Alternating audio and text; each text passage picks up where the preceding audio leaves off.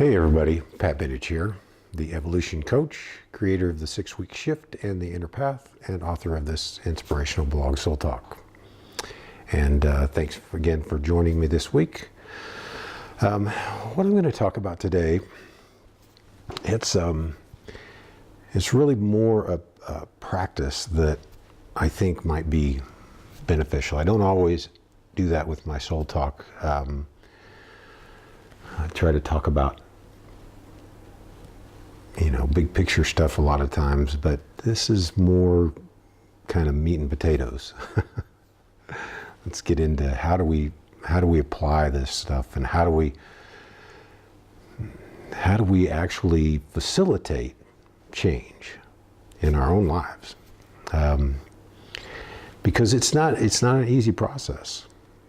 Even when we recognize what we want, even when we go through those 3 questions that I've talked about numerous times here recently, of who am I and where am I and what do I want, and even when we get there, the practice of getting from where we are to where we want to be, it can be slow, it can be challenging, and life has all this momentum. I've talked about this before, but life really, everything that we've done, all the choices that we've made in our lives, in this life and in previous lives, and when we came into this life, the intention that was set, it supplies momentum in our life that moves us in a direction, and every choice, has an effect on that. But there's, by the time we reach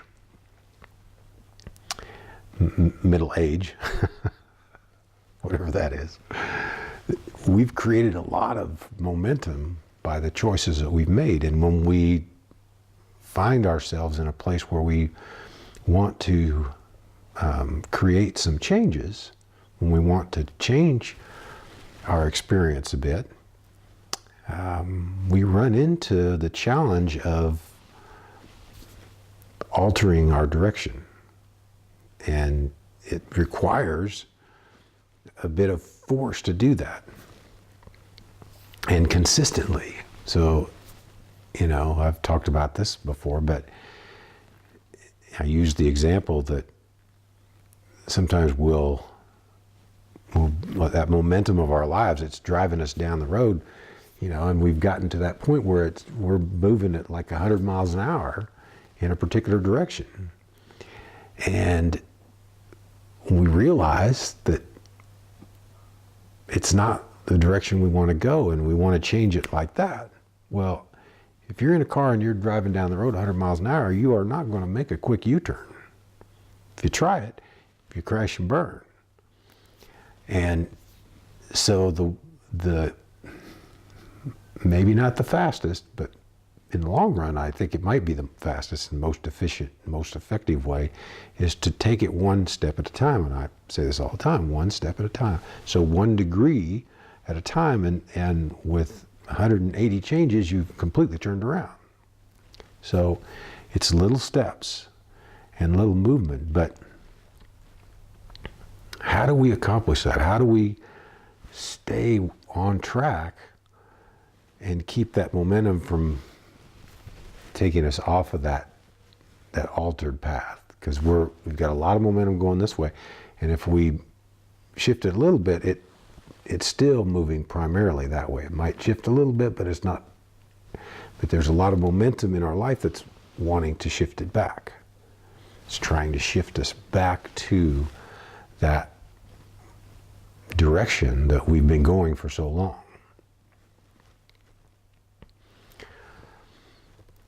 So those 3 questions that I talked about, they do help you identify a new direction to go. But we still have to, monitor that. We have to check ourselves. We have to continually be applying that force of change, and we have to monitor how it's doing. How are we doing in that process? And oftentimes I've told you guys, I have a daily practice that I do. Every morning when I get up, really the first thing, I do get coffee and I sit and I kind of clear my head a little bit, and then I start into my daily spiritual contemplation. And I spend anywhere from 20 minutes to an hour at that.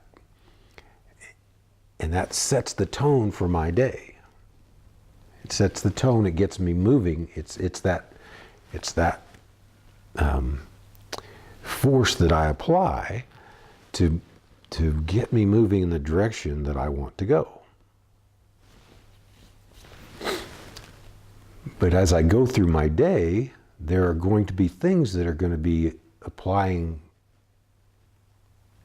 some sort of force on me or drawing me in a certain direction.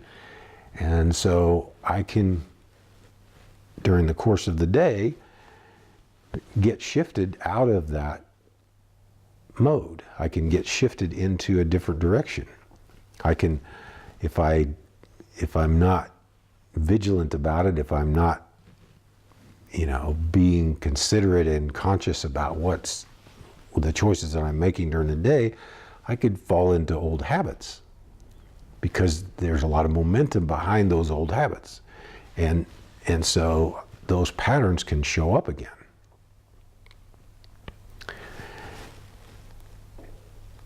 And in the beginning, when you're just beginning to make those changes in your life, those patterns show up and they're more powerful than that initial force that you apply at the first of the day. And so you have to be awake, you have to be aware, you have to be conscious of what's happening and make choices accordingly. But not every day and not every moment goes as planned. Oftentimes it doesn't go as planned. So how do you keep from starting all over every single day? Because that's what a lot of people experience. Is it's like, you get to the end of the day and you go, crap. I haven't stayed true to that at all. I got sidetracked early on and I never got back on track. And that happens, a lot, particularly early on. Again, it's because we've got all this momentum moving us in that direction, habits that move us in that direction.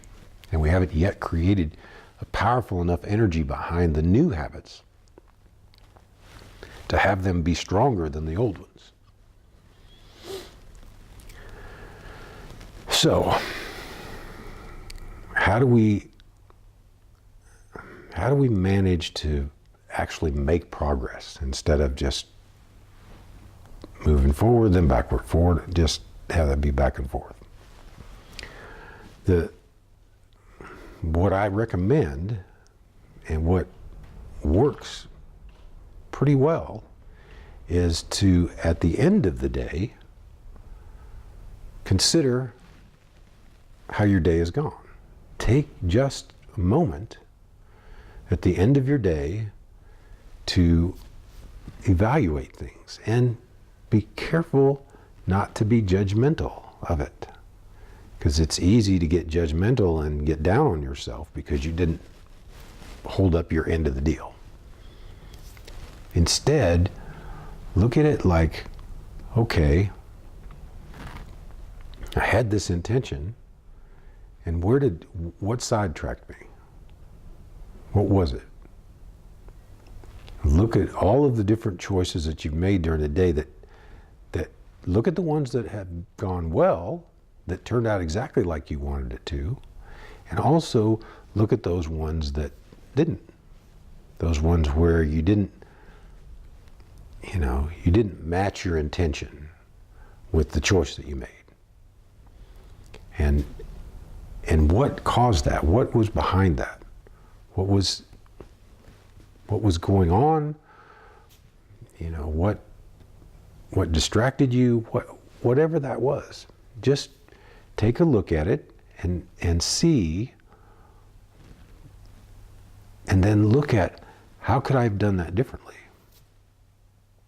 And then create this image in your mind about how to do that differently.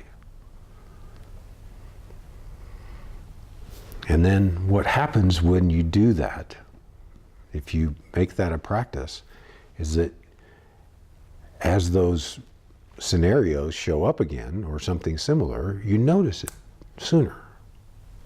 You notice it sooner, and you make the change in the moment. And that's really the goal. Is it's not that you won't get distracted by things. It's not that there won't be things that will draw your energy and your attention away from what you're really wanting. That's not what it's about. You're not going to avoid those things in life, but how do you respond? How quickly do you notice that? And when you do notice that, how do you respond? How do you handle it? So if you will take that first thing in the morning, start a practice of just setting a tone, setting the intention for the day. Do the little contemplation and just set the tone for the day. Get your attention on who you are and move through your day that way. And then at the end of the day, just take a moment. It doesn't take long. Don't spend a ton of time on it. Just take a moment to just review your day. Just review and then revise, how you do that. I mean, when I was playing sports or football and coaching, we watched film. We played the game, we watched the film. We looked at how did we handle those, whatever the other team was doing. Did we maintain what we're supposed to do, what we're taught to do, or did we not? And so we got the opportunity to review that and go over it and decide, okay, this is how I want to do it. I got beat on this play, and this is how I could have done it differently and won that battle. And so the same thing you can apply to your own life and the changes that you're making. If you want to live your life a certain way, you have to have those moments when you evaluate that objectively, look at it, and go through that teaching process of yourself, correct those mistakes. And like I say, mistakes really are just times when we're just not present. We're just not conscious. We're not making a choice from the perspective of who we really are. We've allowed our perspective, allowed our attention to be in a different place. And in doing so, we're looking at it from the wrong perspective. And when you look at it from a perspective other than your own, other than your true perspective, your decisions are flawed. They don't match up with what you're intending, what you've decided, again, how you want to live your life. So just take that time, just 20 minutes to an hour in the morning, maybe 5 minutes, 10 minutes at the end of the day. If you're spending much more time than that, that's not really that productive, unless it's in that process of really imaging how you want it to be. That's productive.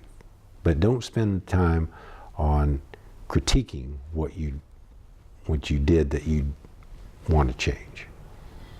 Once you recognize where you've made a choice that wasn't what you really wanted, wasn't how you really wanted to do it, then simply spend the time imaging how you actually do want to do that, how you would want that to go, how you would want to be in that situation.